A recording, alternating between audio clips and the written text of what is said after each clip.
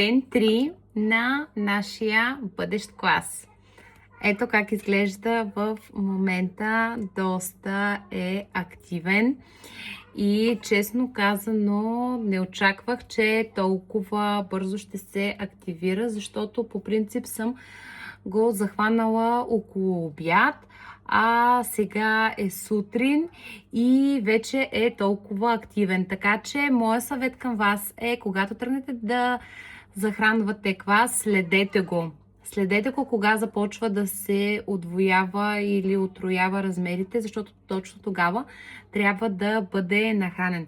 Ако не се нахрани самия квас, той ще започне да загива. Така че днес, няколко часа по-рано от предния ден, ще захраня своя квас, като отново везна, ново бурканче, отделяме 50 грама, отново добавяме ръжено брашно, 50 грама ръжено брашно,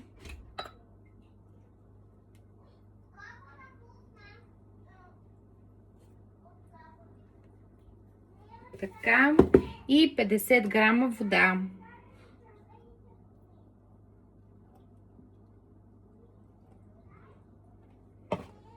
Разбъркваме и отново оставяме на стайна температура, като не затваряме плътно капачката. И така до ден 4. Ето, готово.